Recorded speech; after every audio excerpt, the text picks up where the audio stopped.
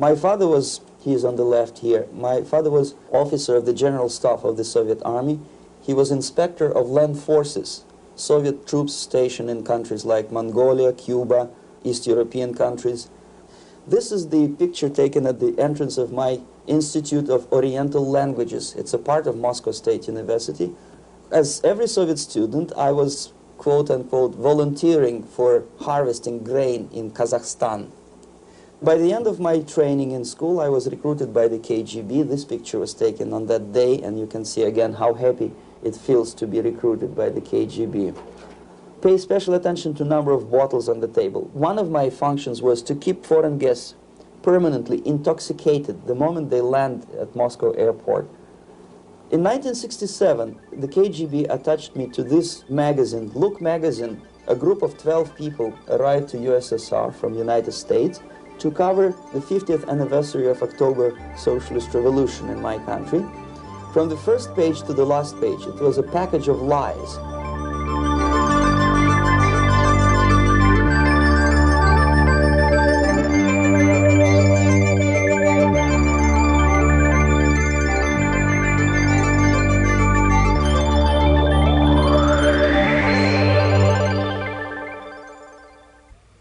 Our conversation is with Mr. Yuri Alexandrovich Bezmenov. Mr. Bezmenov was born in 1939 in a suburb of Moscow. He was the son of a high-ranking Soviet Army officer.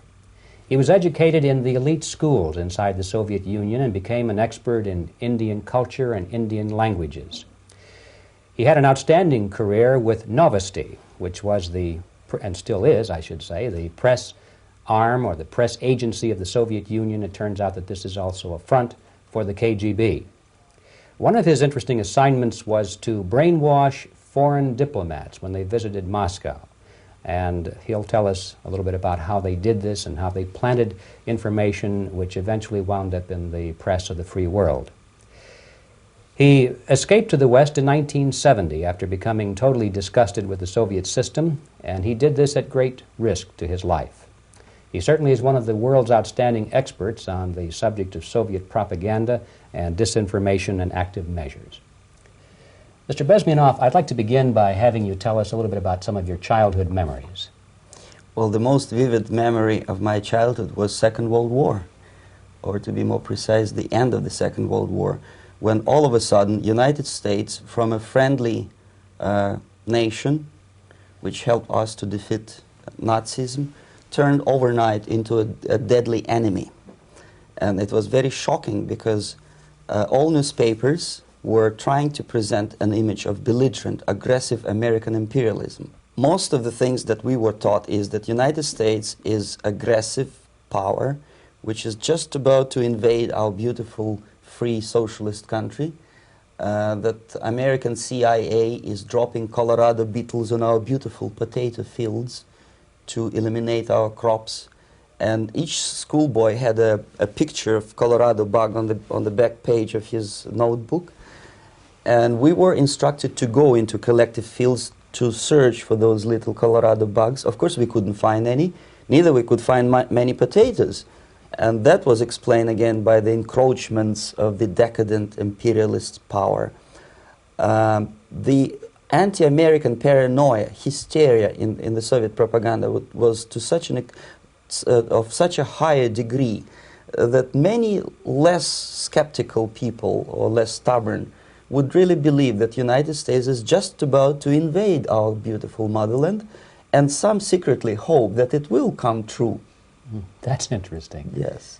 Well, getting back to life inside the Soviet Union or inside communist countries in general, in this country, at the university level primarily, we read and hear that the Soviet system is different from ours, but not that different, and that there is a convergence developing between all of the systems of the world, and that really it doesn't make an awful lot of difference what system you live under because you have corruption and dishonesty and tyranny and all that sort of thing.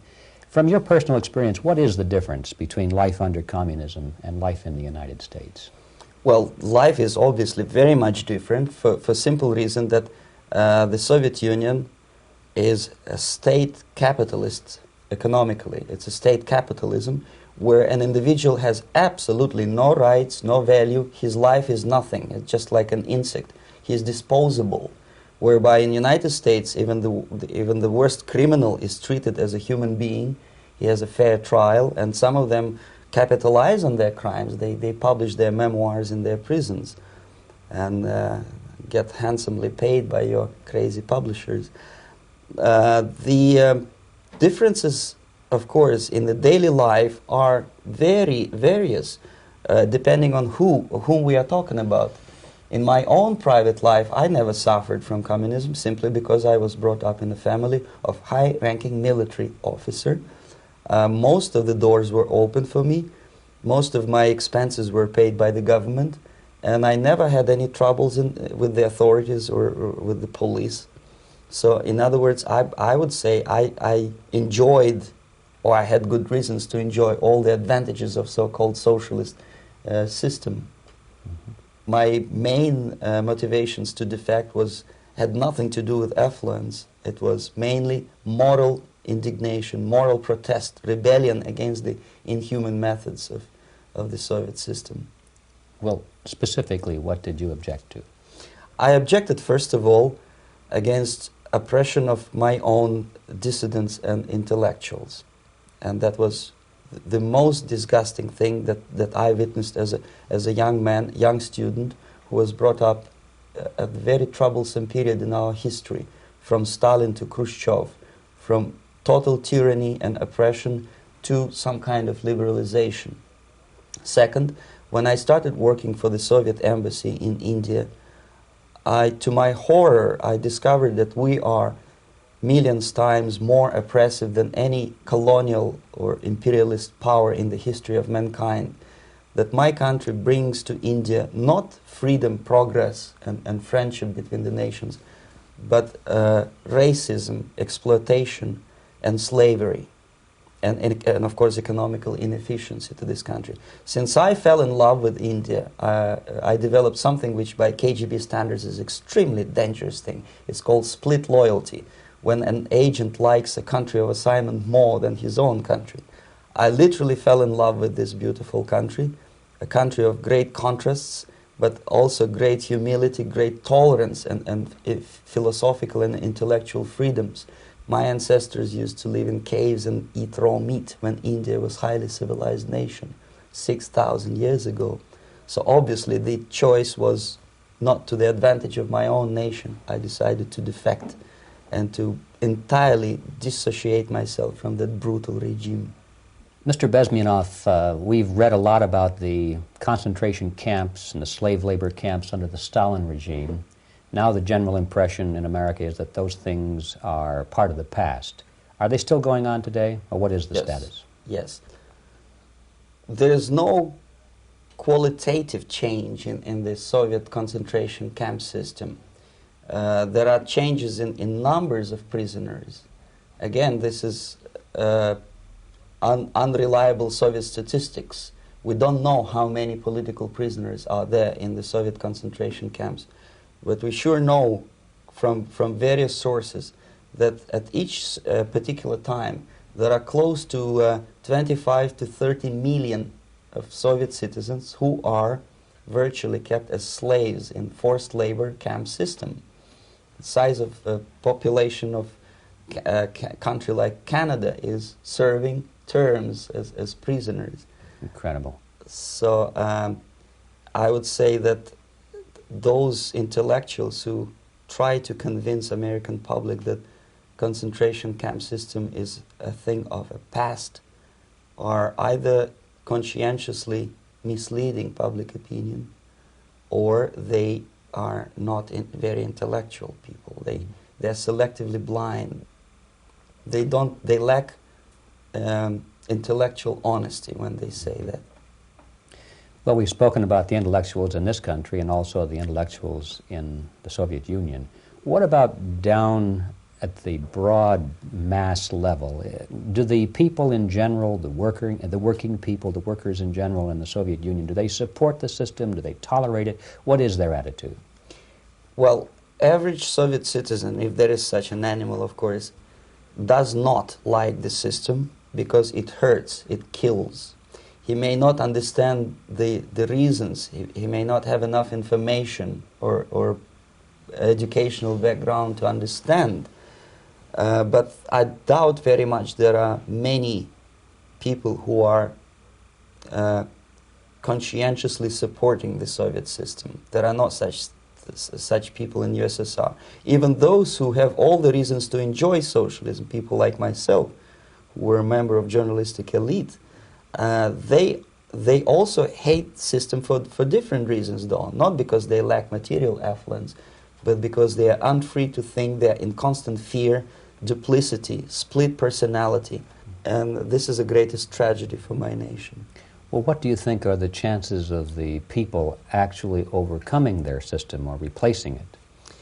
There is a great possibility that system will sooner or later be destroyed from within. There is a self-destructive mechanism built into any socialist or communist or fascist system, because there is lack of feedback, because the system does not rely upon loyalty of population. But until this Soviet junta is being supported by the Western so-called imperialists, that is, multinational companies, establishments, governments, and let's face it, intellectuals, so-called academia in the United States is famous for supporting the Soviet system. As long as the Soviet junta will keep on receiving credits, money, technology, grain deals, and political recognition from all these traitors of democracy or freedom, there is no hope, there is not much hope for changes in my country, and the system will not collapse by itself simply because it's being nourished by so-called American imperialism. This is the greatest paradox in history of mankind, when capitalist world supports and actively nourishes its own destroyer, destructor. I think you're trying to tell us something in this country. Mm-hmm. I'm trying to tell you that it has to be stopped unless you want to end up in Gulag system and enjoy all the advantages of socialist equality, working for free, catching fleas on your body, sleeping on the planks of plywood in Alaska this time, I guess. That's where Americans will belong, unless they will wake up, of course, and force their government to stop aiding Soviet fascism. Well, you told us a moment ago why you left the system. I'd like to hear the details of how you did it. It must have been a very dangerous thing. It was not so dangerous, it was crazy. First of all, because defecting in India is virtually impossible, thanks to very strong pressure from the Soviet government. Excuse me, you were in India on assignment at that time. Yes, I was working for the Soviet embassy in New Delhi as a press officer. Mm-hmm. And defecting for a Soviet diplomat is next to impossible. It's a suicide, as I said, because a great friend Indira Gandhi pushed a law through parliament which says, and I quote, "No defector from any country has a right of political asylum in any embassy on the territory of Indian Republic," which is a masterpiece of hypocrisy. No other defector but the Soviet one needs a political asylum. So, knowing that perfectly well, I planned a craziest possible way to defect. I studied counterculture in India. There were thousands of young American boys and girls with no shoes, long hair, smoking hash and marijuana, studying sometimes Indian philosophy, sometimes simply pretending that they study. And they greatly annoyed Indian police, and they were laughing stock of Indians because obviously they were good-for-nothing students. I studied carefully where they congregate, what routes they travel, what language they speak, what do they smoke. And one day I simply joined a group of hippies to avoid detection of Indian police. I was dressed as a typical hippie with blue jeans, long kameez shirts, with all kind of nice decorations like beads, long hairs. I bought a wig because for several weeks I had to turn myself from a conservative Soviet diplomat into a very progressive American hippie. And that was the only way that I could avoid detection. It was very interesting experience, but it was necessary because from my own knowledge as a member of Soviet embassy staff, I knew that there were many cases when Soviet defectors were betrayed by Indian police, and also some Western embassies played a very dirty role in betraying the Soviet defectors.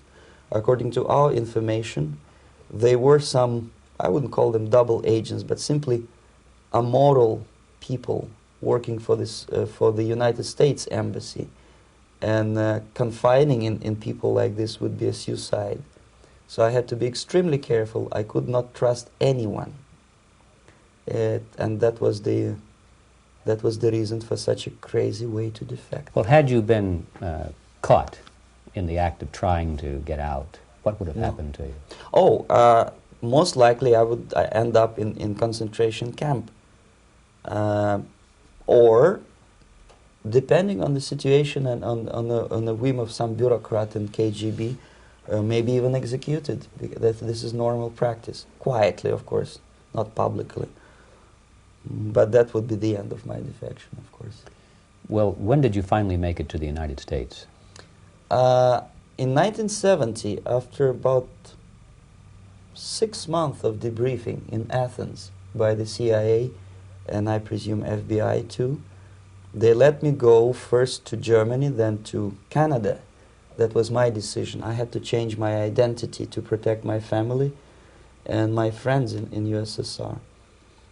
And also I was a little bit paranoid, knowing that both Soviet KGB and probably some double agents within the American system may be after me. So I wanted to settle down as far away as possible. I requested CIA to give me some kind of new identity and just let me go on my own. And I settled in Canada. I was a student.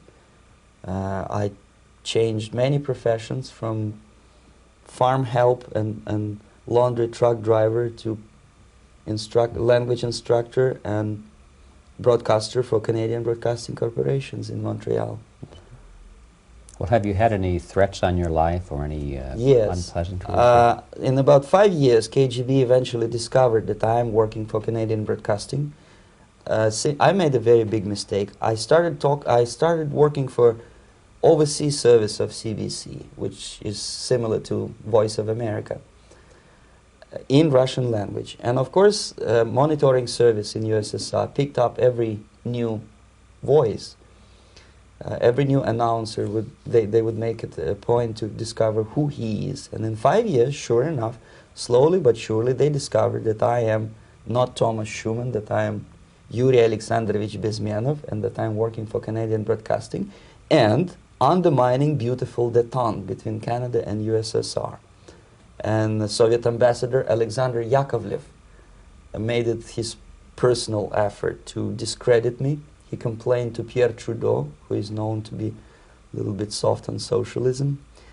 And the management of CBC behaved in a very strange, cowardly way, unbecoming to representatives of an independent country like Canada. They listened to every suggestion that Soviet ambassador gave, and they started shameful investigation, analyzing content of my broadcasts to USSR. And sure enough, they discovered that some of my statements were probably would be offending to the Soviet Politburo. So I had to leave my job. And of course, subtle intimidations. They would say something like, please cross the street carefully because, you know, traffic is very heavy in Quebec. And fortunately, I know about the psychology and the logic of activity of the KGB, and I never allowed myself to be intimidated. This is the worst thing. This is what they expect a person, a defector, to be intimidated. Once they spot that you are scared, they keep on developing that line And then eventually you either have to give up entirely and work for them, or they neutralize you. They would definitely stop all kind of political activity, which they failed to do in my case, because I was stubbornly working for the Canadian Broadcasting. And in response to their intimidations, I said that, look, this is a free country, and I am as free as you are. And I also can drive very fast. And gun control is not yet established in Canada, so I had a couple of good shotguns in my basement. So welcome to visit me someday with your Kalashnikovs machine guns. So obviously it didn't work. Intimidation didn't work. So they tried different approach, as I described. They approached on the highest level, on the level of Canadian bureaucracy. And on that level they were successful. On that level they were successful. On individual level they failed flat. Mr. Bezmenov has brought a series of slides with him that he has taken from the Soviet Union, and I think this is a good time to take a look at the slides. Yes. Now, the viewers will be able to see these slides as we talk about them. Yes, this is a collection of slides which are, some of them are snapshots from my family album, some of them are documents which I smuggled from the Soviet embassy, and some are reproductions from local mass media. I usually show them to establish my credibility as a defector. This is a picture of my native town, Mytishi, about 20 miles north from Moscow. Characteristically, there is a statue of Comrade Lenin in the central square. This is myself at the age of 7, again, characteristically, under the statue of Comrade Stalin, extending his friendly hand to peoples of the world. At that age, of course, I was still idealistically minded young communist, and I still believe that sooner or later things will go for better. But I realized that the system stinks, that something is fishy, and that ideology is fake, and the propaganda about advanced Soviet agriculture simply didn't meet the criteria of reality. If they talk about abundance of food and there is none in the stores, there must be something wrong. My father was, he is on the left here, my father was officer of the General Staff of the Soviet Army. He was inspector of land forces, Soviet troops stationed in countries like Mongolia, Cuba, East European countries. Were he alive today, most likely he would be inspecting Soviet troops in Nicaragua, Angola, and many other parts of the world. Fortunately, he died and he didn't see the disgrace, because deep inside he was a Russian patriot. He didn't like the idea of expanding Soviet military might, especially in the areas where we were not welcomed at all. Unlike many other military officers, he was reporting directly to the Minister of Defense, bypassing KGB and diplomatic service. In other words, he was a trusted military professional. And my impression that this type of people are much less hawkish and adventuristic than party bureaucrats in Kremlin. When American mass media describes Soviet military as potentially dangerous counterpart for Pentagon, I simply laugh, because I know better. I know that the most dangerous part of the Soviet power structures are not military at all. Most likely, if they come to power in my country, they'll be more sensible negotiators for nuclear disarmament and withdrawal of the Soviet troops from many parts of the world. But if someone from the party structure or the KGB structure were to give the orders for a military they have to obey, they yes, would follow, because they are professional military. But they, you see, the triangle of power and hate in USSR is the party at the top, the party elite, the oligarchy of the party, then the military and the KGB at the bottom. They hate each other, and the most hated triangle, the most hated corner of the triangle is the Communist Party bureaucrats. They are the most adventuristic, senile megalomaniacs. They can start war, I wouldn't be surprised. Not the military. They know what war is. Yes. At least my father did. This is the picture taken at the entrance of my Institute of Oriental Languages. It's a part of Moscow State University. I graduated in 1963.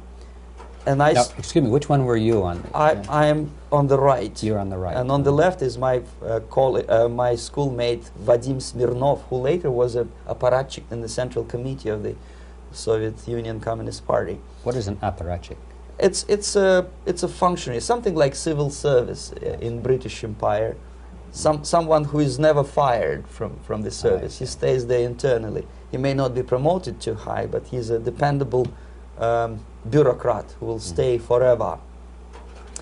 I studied not only languages, but also history, literature, even music. I'm on this picture, I'm trying to learn how to play Indian musical instrument. I even tried to look like an Indian when I was second-year student. Not bad, really. Yes, actually it was strongly encouraged by the instructors in my school, because the graduates of my school were later on employed as diplomats, foreign journalists, or spies. As every Soviet student, I was quote-unquote volunteering for harvesting grain in Kazakhstan. This is the biggest agricultural blunder of the Soviet government. But I didn't have much choice, of course, because the communist motto borrowed from the Bible says, "Those who do not work shall not eat." And you can see me eating, therefore I was working, and you can see how happy I was about it. I went through a very extensive physical and military training, including the military games in areas, suburban areas of Moscow. And here, for example, we are on a tour in Arkhangelsk area. And by the end of my training in school, I was recruited by the KGB. This picture was taken on that day, and you can see again how happy it feels to be recruited by the KGB. Our conversation with Yuri Alexandrovich Bezmenov, who is a defector from the Soviet Union, a former propaganda agent for Novosti and the KGB, will continue after this message.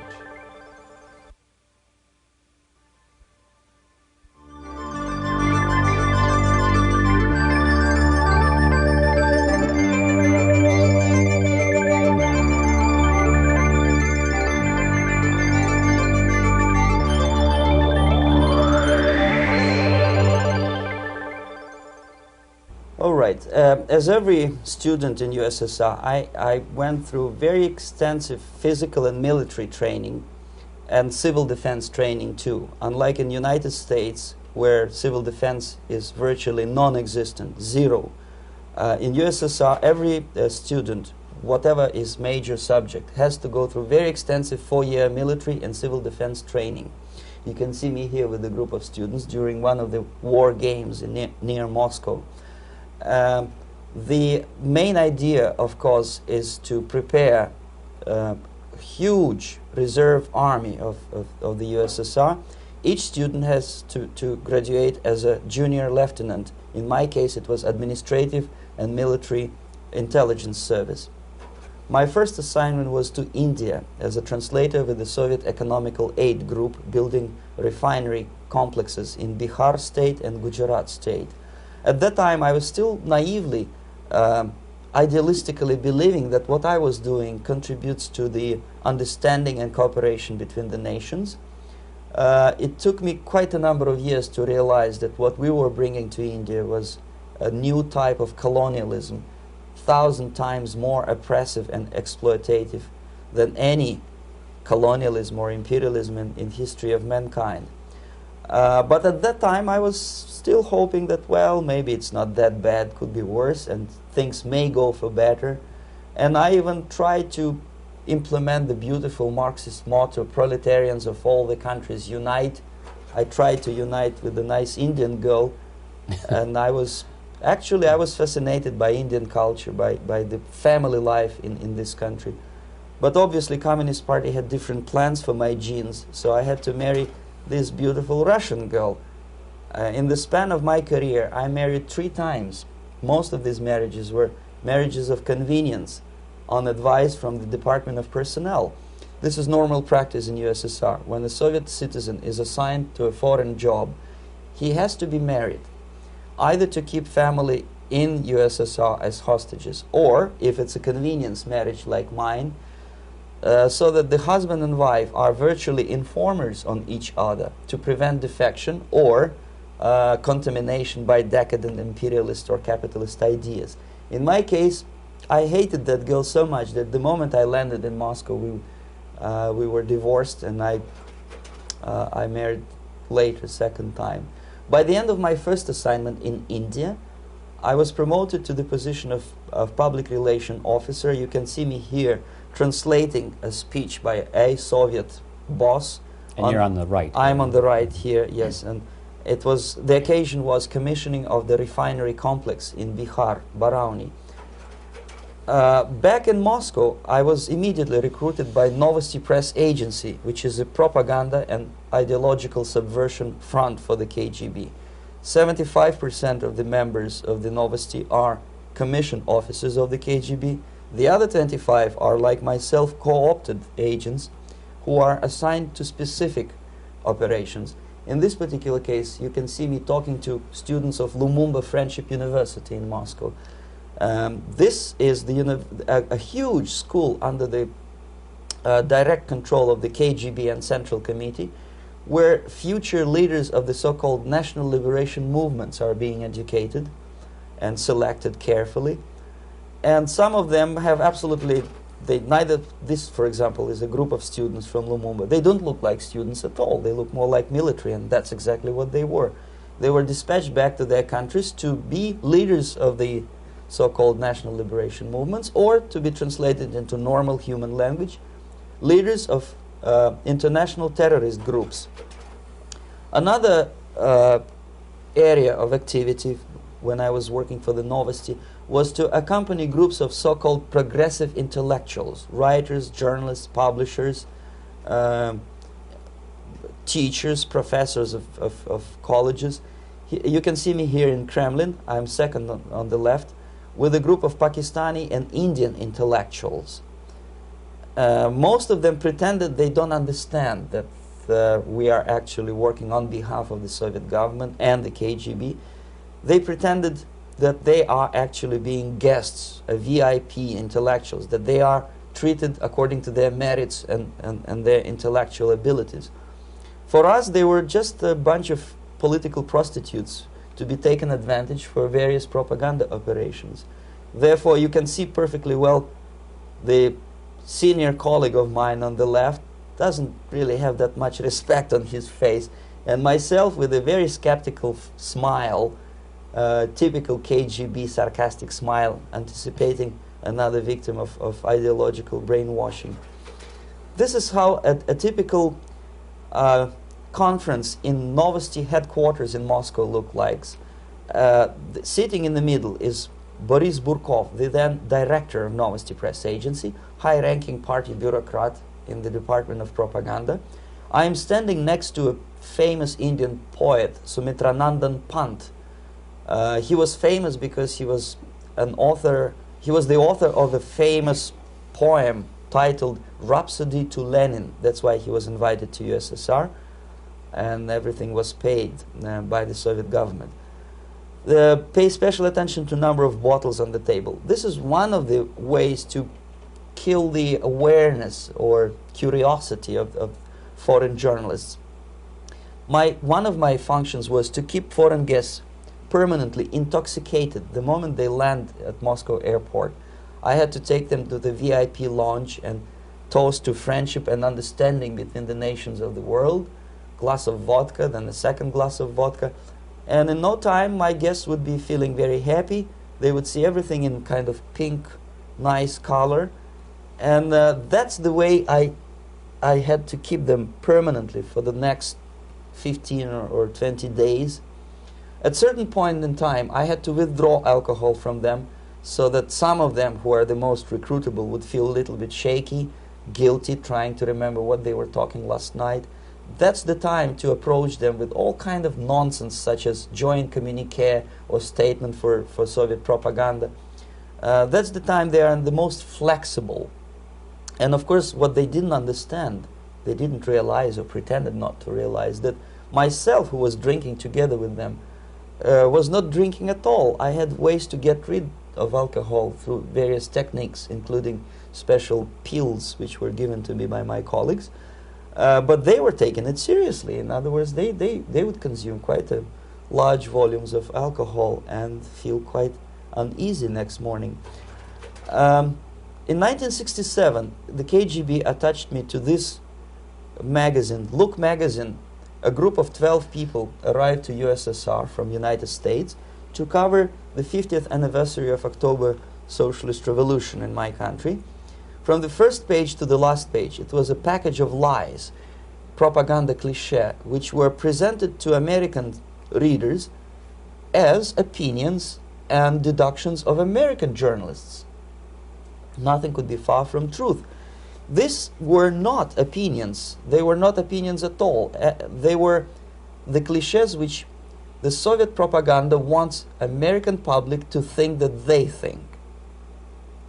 If it does make any sense at all. It sure does, because from the viewpoint of the Soviet propaganda, although there are some subtle criticism of the Soviet system, the basic message is that Russia today is a nice, functioning, efficient system supported by majority of population. That's the biggest lie. And of course, American intellectuals and journalists from Look magazine elaborated on that untruth in various different ways. They intellectualized that lie. They found all kinds of justifications for telling lies to American public. Excuse me, it was partly your job to make sure that they got these ideas, yes, and accepted them as their own ideas. Right. Actually, even before they arrived to USSR, and they paid astronomical sum of money for that visit, they were submitted, this Novosti Press Agency developed so-called backgrounders, 20-25 pages of information and opinions which were presented to the journalists even before they bought their tickets to Moscow. They had to analyze the situation, and judging on their reaction to that backgrounder, the local Novosti representative or local Soviet diplomat in Washington, D.C. would assess whether they be given visa to USSR or not. So but they were selected ahead of time. Oh yes, they were pre-selected very carefully, and there is not much chance for honest journalists to arrive to USSR and to stay there for 1 year and to bring this package of lies back home. This, for example, is a centerfold of the Look magazine. They presented this monument erected by Communist Party in Stalingrad as the symbol, personification of Russian military might. And they said in the article, which is published on the site, that Soviets are very proud of the victory in the Second World War. This is another big myth, a lie. No sensible people would be proud to lose 20 millions of their countrymen in a war which was started by Genoese Hitler and Comrade Stalin and paid by American multinationals. Most of the Soviet citizens look at this type of monuments with disgust and sorrow, because every family lost father, brother, sister, or child in the Second World War. Yet American journalists who were trying to appease, to please their hosts, presented this picture on the centerfold as the symbol and personification of Soviet national, they call it Russian national spirit. And it was greatest misconception and a very tragic misunderstanding. Of course, Look magazine was not distributed in USSR. The main audience was in the United States. But I presume that many Americans, millions of Americans who were reading Look magazine at that time, had absolutely wrong idea about the sentiments of my nation, about what the Soviets are proud of and what they hate. This is a group, you see the same lady with the sword in Stalingrad. This is the group of journalists. Myself is in the center with the same devilish smile. And Mr. Philip Harrington is on the extreme left there with his camera. This is the gentleman which was so deaf or so uninterested in what I had to say to him. This is the same picture, a blow-up of the same picture. Many guests from various countries, in this particular case from Asia and Africa, were taken by me as a Novosti Press Agency employee for a tour across Siberia, for example. We would show them typical kindergarten, you see, nothing special by American standards, just nice children sitting, eating their breakfast or lunch. What they could not understand, or they pretended not to understand, that this is an exemplary kindergarten. This is not the kindergarten for average person or average family in USSR. And we maintain that illusion in their minds. You can see myself under the red spot in the middle there, with the same business-like expression. I'm doing my job. That's what I'm assigned to do, and that's what I was paid to do. But deep inside, I still hope that at least some of these useful idiots would understand that what they are looking at has nothing to do with the level of affluence in my nation. This is a better picture which reflects the true spirit of the Soviet childhood. This picture was printed in a Canadian government publication by mistake. In the middle you can see children playing on a small courtyard, and the caption goes, "This is a typical kindergarten in Siberia." What these idiots didn't understand, that it is not kindergarten at all. It is a prison for children of political prisoners. But there was not a single mentioning that what they were visiting actually was an area of concentration camps.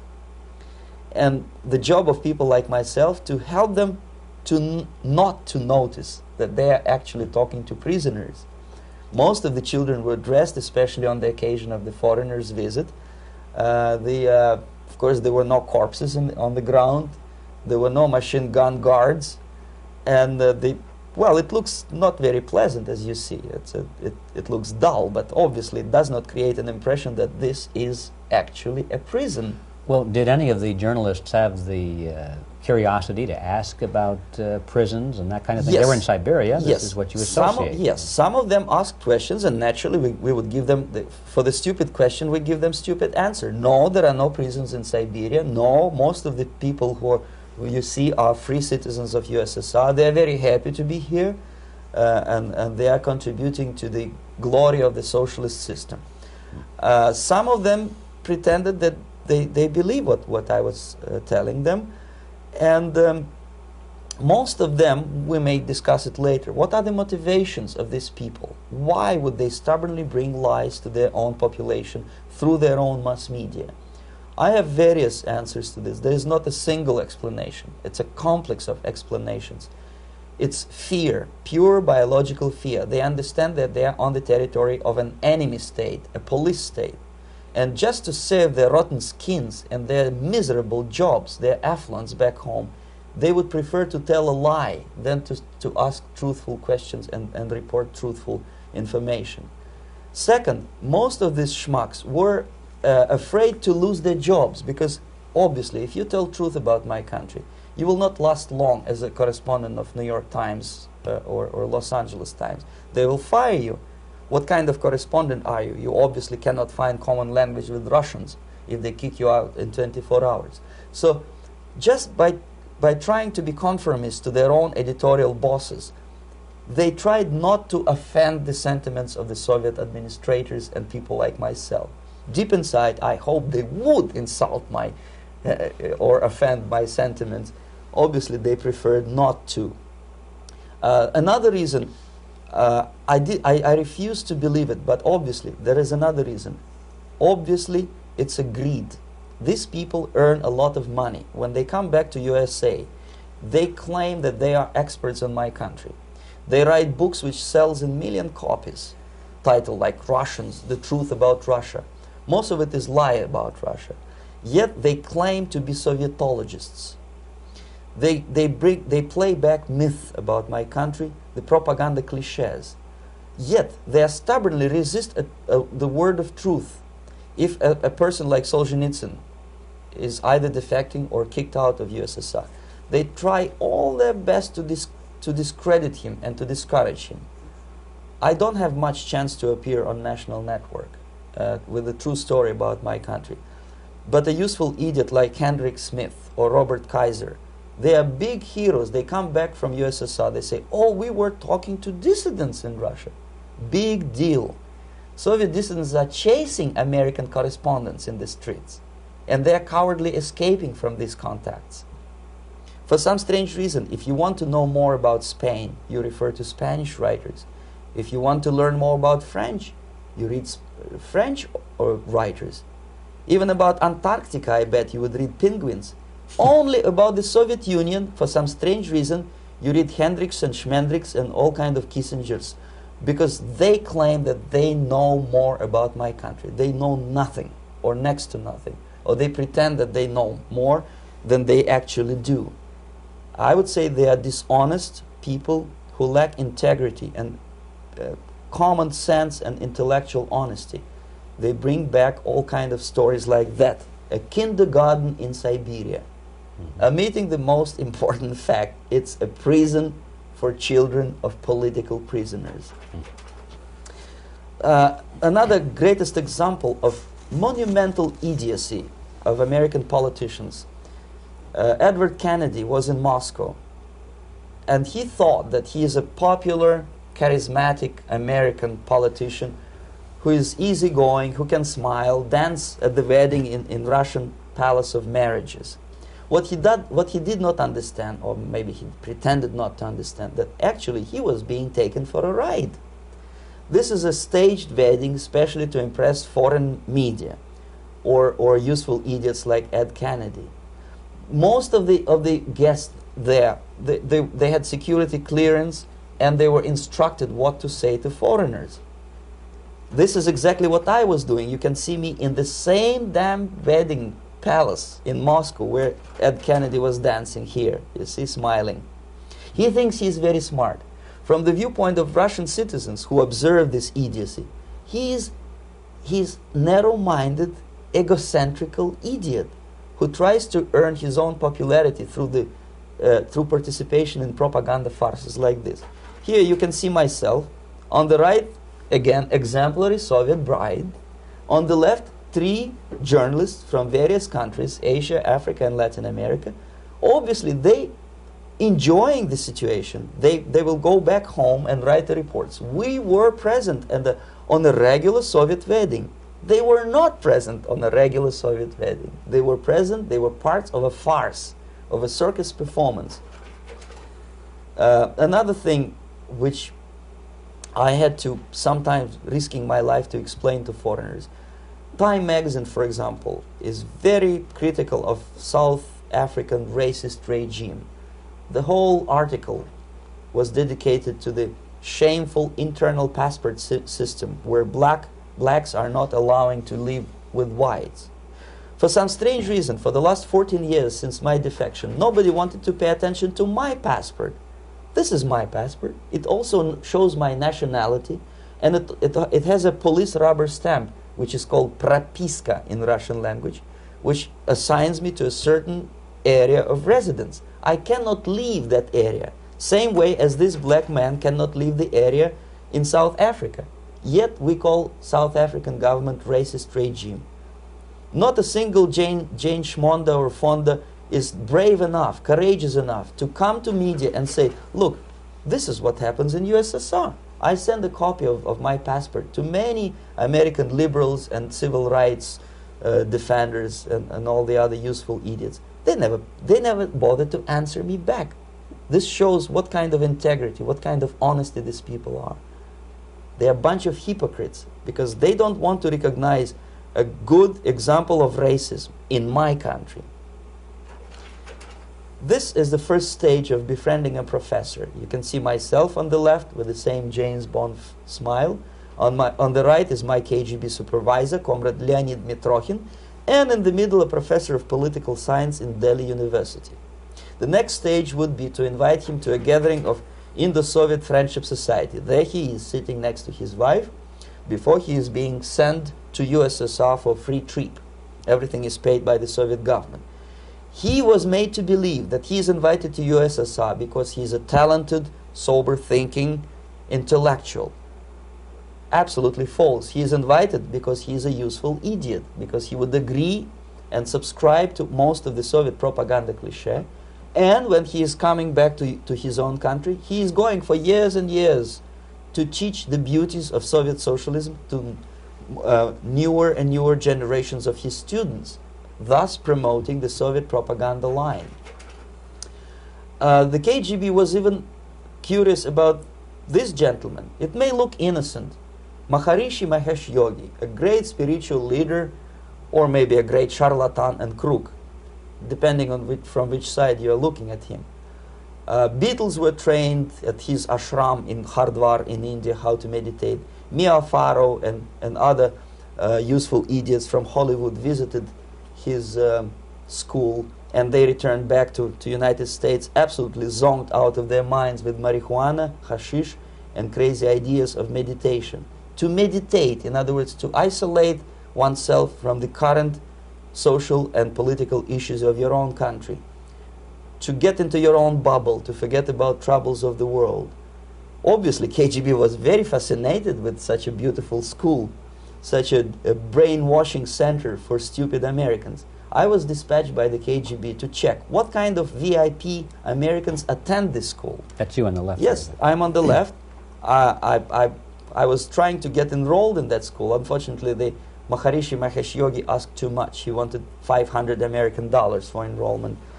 But my function was not actually to get enrolled in the school. My function was to discover what kind of people from United States attend this school. And we discovered that, yes, there are some influential members of family, public opinion makers of United States, who come back with the crazy stories about Indian philosophy. Indians themselves look upon them as idiots, useful idiots. To say nothing about KGB, who looked at them as extremely naive, misguided people. Obviously, a VIP, say a wife of a congressman, or a prominent Hollywood personality, after being trained in that school, is much more instrumental in the hands of manipulators of public opinion and KGB than a normal person who understands, who looks through this type of fake religious training. Why would they be more susceptible to manipulation? I just mentioned that because, you see, a person who is too much involved in introspective meditation.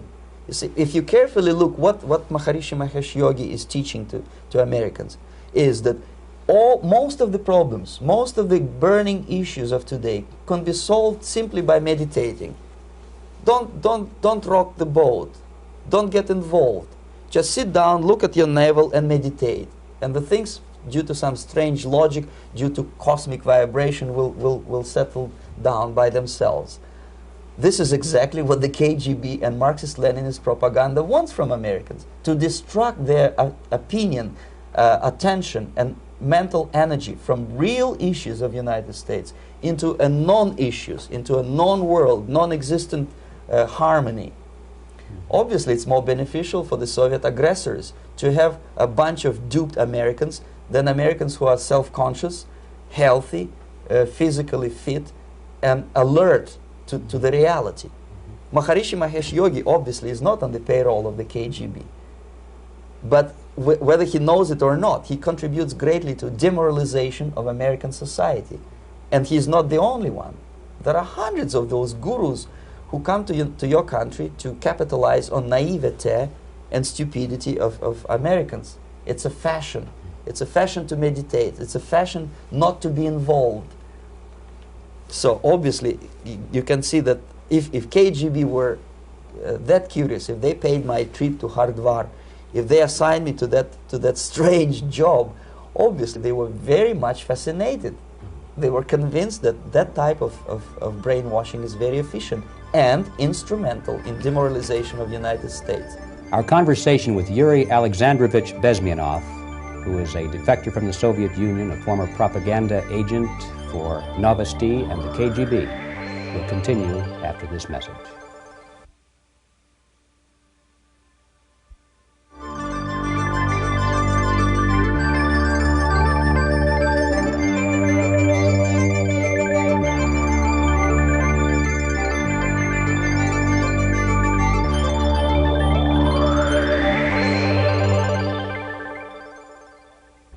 This picture shows the part of the building of USSR embassy, and my supervisors. On the left is Comrade Mehdi, an Indian communist, and on the right, Comrade Mitrokhin, my supervisors in the secret department of research and counter-propaganda. It has nothing to do with either research or counter-propaganda. Most of the activity of that department was to compile huge volume of information on individuals who were instrumental in creating public opinion. Publishers, editors, journalists, actors, educationalists, professors of political science, members of parliament, representatives of business circles. Most of these people were divided roughly in two groups. Those who would toe the Soviet foreign policy, they would be promoted to the positions of power through media and public opinion manipulation. Those who refused the Soviet influence in their own country would be character assassinated or executed physically come revolution. Same way as in the small town of Hue in South Vietnam, several thousands of Vietnamese were executed in one night when the city was captured by Viet Cong for only 2 days. And American CIA could never figure out how could possibly communists know each individual, where he lives, where to get him, and would be arrested in one night, basically in some 4 hours before dawn, put on a van, taken out of the city limits and shot. The answer is very simple. Long before communists occupied the city, there was extensive network of informers, local Vietnamese citizens, who knew absolutely everything about people who are instrumental in public opinion, including barbers and taxi drivers. Everyone who was sympathetic to the United States was executed. Same thing was done under the guidance of the Soviet embassy in Hanoi, and same thing I was doing in New Delhi. To my horror, I discovered that in the files where people were doomed to execution, there were names of pro-Soviet journalists with whom I was personally friendly. Pro-Soviet? Yes. They were idealistically minded leftists who made several visits to USSR, and yet the KGB decided that come revolution or drastic changes in political structure of India, they will have to go. Why is that? Because they know too much.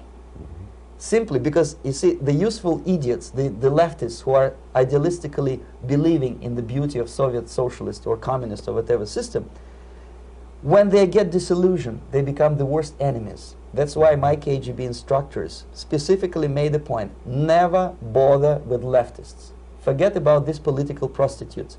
Aim higher. This was my instruction. Try to get into large circulation, established conservative media. Rich, filthy rich movie makers, intellectuals, so-called academic circles. Cynical, egocentric people who can look into your eyes with angelic expression and tell you a lie. These are the most recruitable people, people who lack moral principles, who are either too greedy or to suffer from self-importance. They feel that they matter a lot. These are the people who KGB wanted very much to recruit. But to eliminate the others, to execute the others, don't they serve some purpose? Wouldn't they be the ones they rely on? They serve purpose only at the stage of destabilization of a nation. For example, your leftists in United States, all these professors and all these beautiful civil rights defenders, they are instrumental in the process of the subversion only to destabilize the nation. When their job is completed, they are not needed anymore. They know too much. Some of them, when they get disillusioned, when they see that Marxist-Leninists come to power, obviously they get offended. They think that they will come to power. That will never happen, of course. They will be lined up against the wall and shot.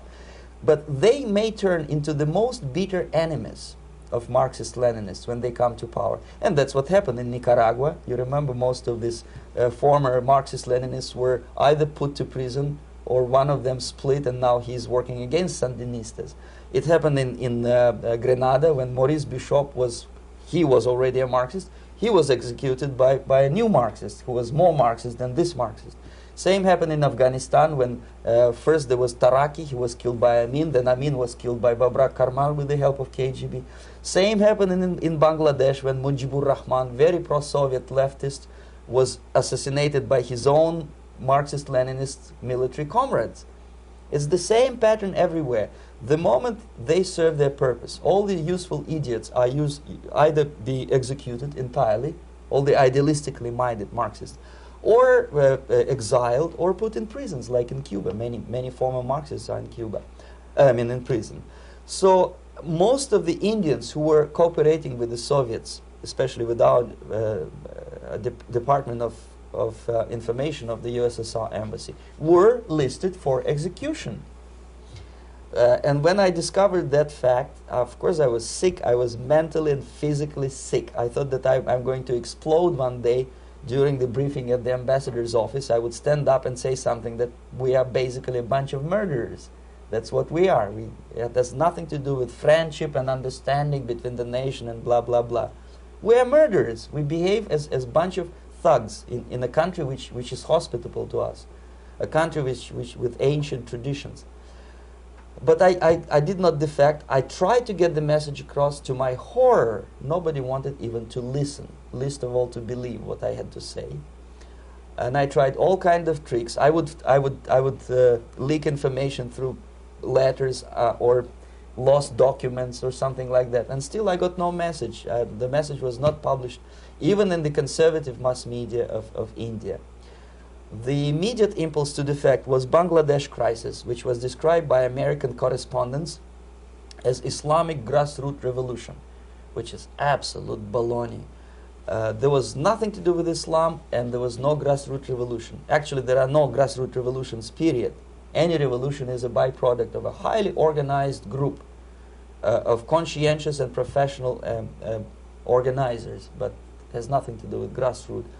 In Bangladesh, it was nothing with grassroots. Most of the Awami League party members, Awami League means People's Party, were trained in Moscow in the High Party School. Most of the Mukti Fauj leaders, Mukti Fauj in Bengali means People's Army, same as SWAPO and all kind of liberation armies all over the world, the same bunch of useful idiots. They were trained at Lumumba University and various centers of the KGB in Simferopol, in Crimea, and in Tashkent.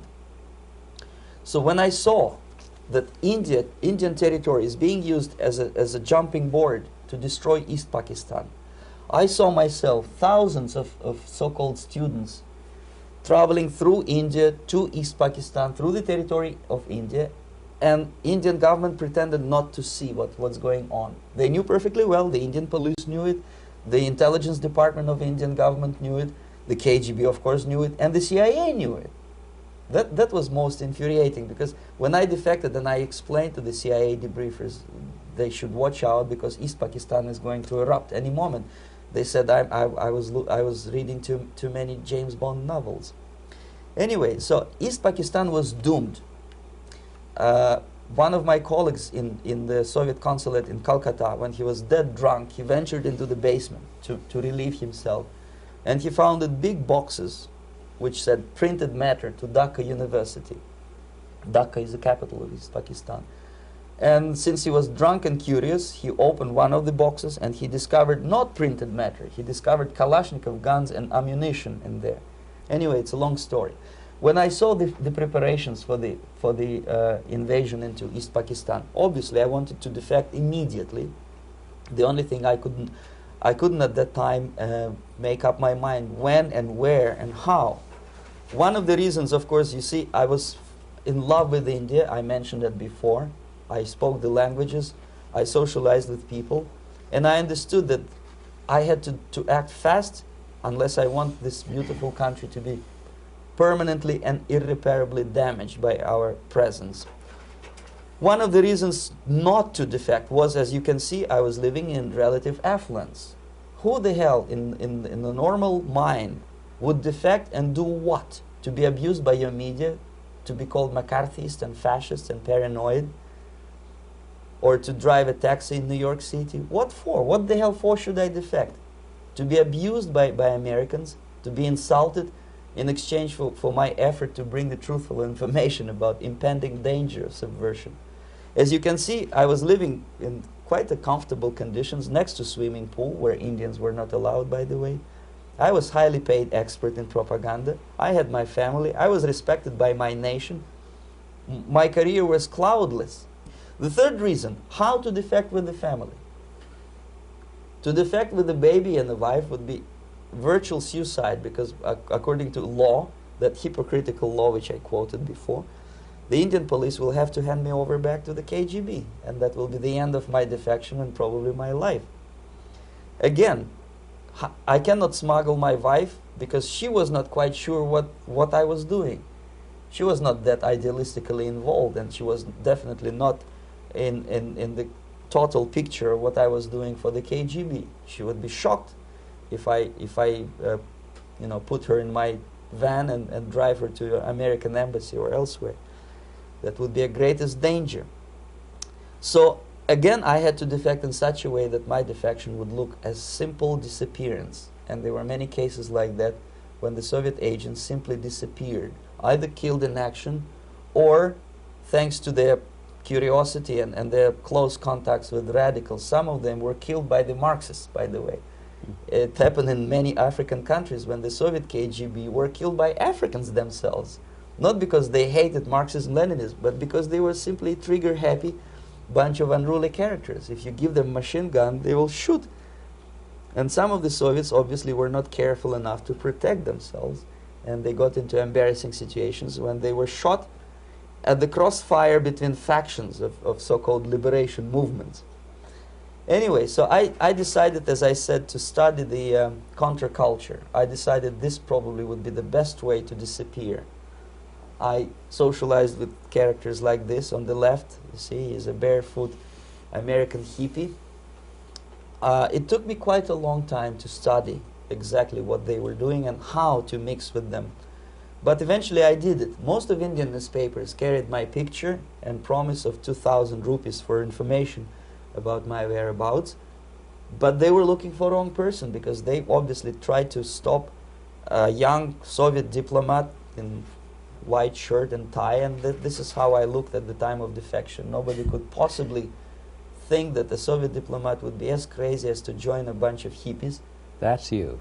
Yes, travel India and smoke hash. So I made it literally almost like a Hollywood-style detective story. From under the nose of the KGB in Bombay airport, I landed the plane and I flew to Greece, where I was debriefed by the CIA. That's basically that's all for my slides. We can turn off the projector, and that's very interesting. Well, you spoke several times before about ideological subversion. That is a phrase that I'm afraid some Americans don't fully understand.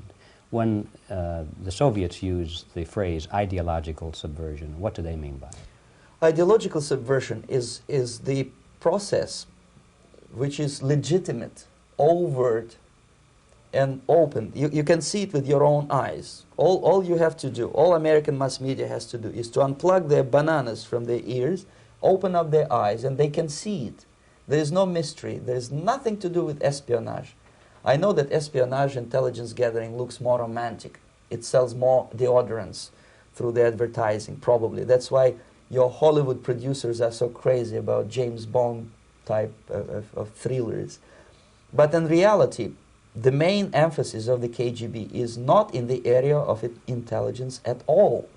According to my opinion and opinion of many defectors of my caliber, only about 15% of time, money, and manpower is spent on espionage as such. The other 85% is a slow process which we call either ideological subversion or active measures, активные мероприятия in the language of the KGB, or psychological warfare. What it basically means is to change the perception of reality of every American to such an extent that despite of the abundance of information, no one is able to come to sensible conclusions in the interests of defending themselves, their families, their community, and their country. It's a great brainwashing process which goes very slow, and it's divided in 4 basic stages. The first one being demoralization. It takes from 15 to 20 years to demoralize a nation. Why that many years? Because this is the minimum number of years which requires to educate one generation of students in the country of your enemy, exposed to the ideology of the enemy. In other words, Marxism-Leninism ideology is being pumped into the soft heads of at least 3 generations of American students without being challenged or counterbalanced by the basic values of Americanism, American patriotism. The result you can see. Most of the people who graduated in the 60s, dropouts or half-baked intellectuals, are now occupying the positions of power in the government, civil service, business, mass media, educational system. You are stuck with them. You cannot get rid of them. They are contaminated. They are programmed to think and react to certain stimuli in a certain pattern. You cannot change their mind, even if you expose them to authentic information, even if you prove that white is white and black is black. You still cannot change the basic perception and the logic of behavior. In other words, these people, the process of demoralization is complete and irreversible.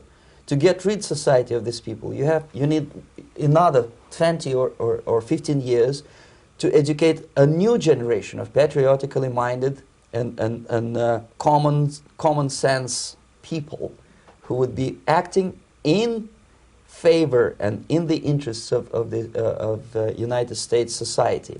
And yet these people who've been programmed and, as you say, in place and Yes. who are favorable to an opening with the Soviet concept, these are the very people who would be marked for extermination in this country? Most of them, yes. Simply because the psychological shock when they will see in future what the beautiful society of equality and social justice means in practice, obviously they will revolt. They will be very unhappy, frustrated people. And the Marxist-Leninist regime does not tolerate these people. Obviously they will join the links of dissenters, dissidents. Unlike in present United States, there will be no place for dissent in future Marxist-Leninist America. Here you can get popular like Daniel Ellsberg and filthy rich like Jane Fonda for being dissident, for criticizing your Pentagon.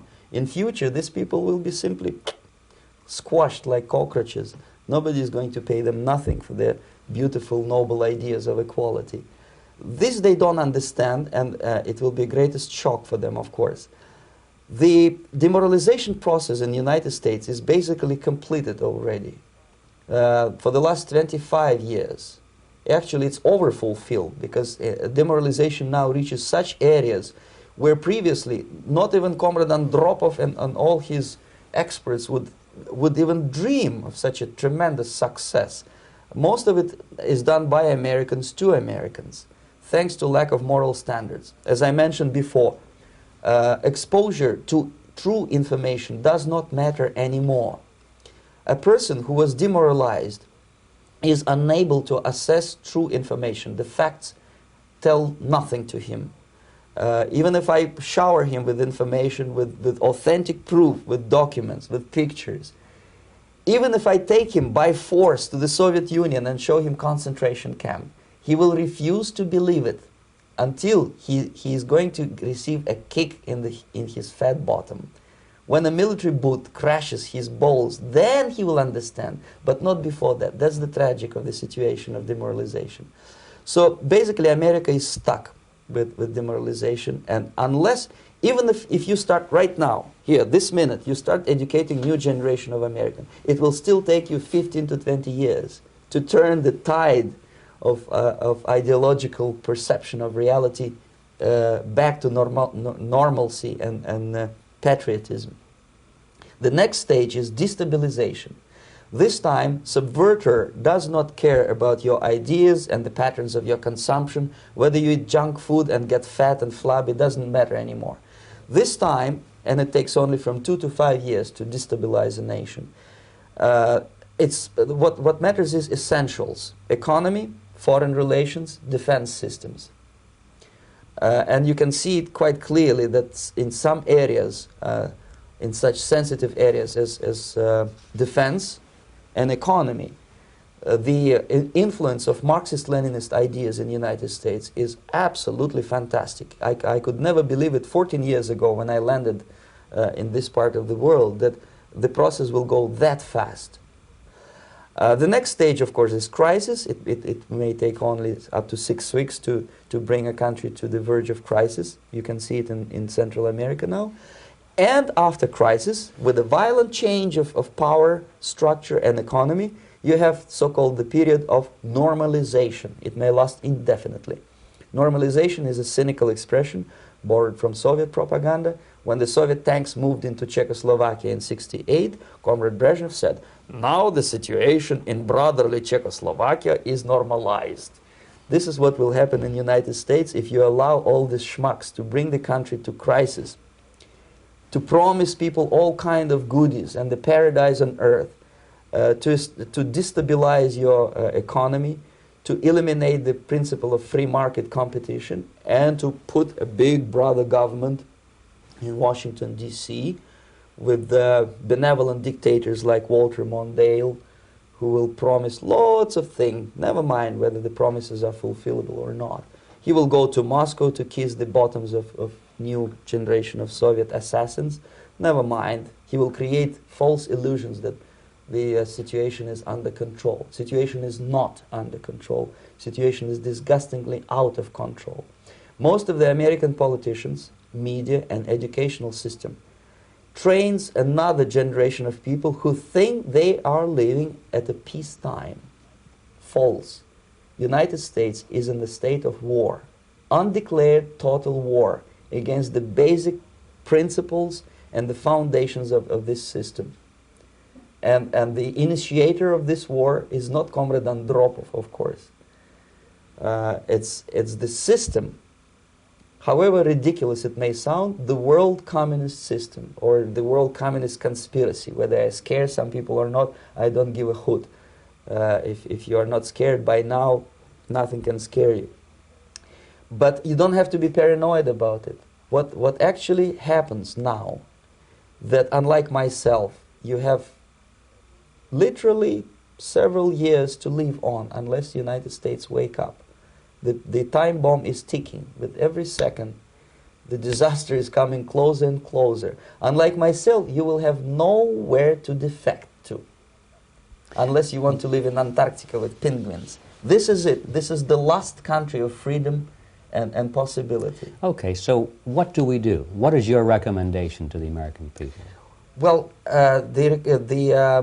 the immediate thing that comes to my mind is, of course, there must be a very strong national effort to educate people in the spirit of real patriotism, number one. Number two, to explain them the real danger of socialist, communist, whatever, welfare state, big brother government. If people will fail to grasp the impending danger of that development, nothing ever can help United States. You may kiss goodbye to your freedom, including freedoms to homosexuals, to prison inmate. All this freedom will vanish, evaporate in 5 seconds, including your precious lives. The second thing, the moment at least part of United States population is convinced that the danger is real, they have to force their government. And I'm not talking about sending letters, signing petitions, and all this beautiful, noble activity. I'm talking about forcing United States government to stop aiding communism. Because there is no other problem more burning and urgent than to stop the Soviet military-industrial complex from destroying whatever is left of the free world. And it is very easy to do. No credits, no technology, no money, no political or diplomatic recognition, and of course no such idiocy as grain deals to USSR. The Soviet people, 270 millions of Soviets, will be eternally thankful to you if you stop aiding a bunch of murderers who sit now in Kremlin and whom President Reagan respectfully calls government. They do not govern anything, least of all such complexity as the Soviet economy. So basic, two very simple, maybe too simplistic answers or solutions, but nevertheless they are the only solutions. Educate yourself, understand what's going on around you. You are not living at the time of peace. You are in a state of war. And you have precious little time to save yourself. You don't have much time, especially if you are talking about young generation. There's not much time left for convulsions and sexual masturbation to the beautiful disco music. Very soon it will go, just overnight. If we are talking about capitalists or wealthy businessmen, I think they are selling the rope on which they will hang very soon. If they don't stop, if they cannot curb their unsettled desire for profit, and if they keep on trading with the monster of the Soviet communism, they are going to hang very soon. And they will pray to be killed, but unfortunately they will be sent to Alaska probably to manage industry of slaves. It's simplistic. I know it sounds unpleasant. I know Americans don't like to listen to things which are unpleasant. But I have defected not to tell you the stories about such idiocy as microfilm, James Bond type espionage. This is garbage. You don't need any espionage anymore. I have come to talk about survival. It's a question of survival of this system. You may ask me, what is it in for me? Survival, obviously, because unlike, as I said, I am now in your boat. If we sing together, we'll sing beautifully together. There is no other place on this planet to defect to.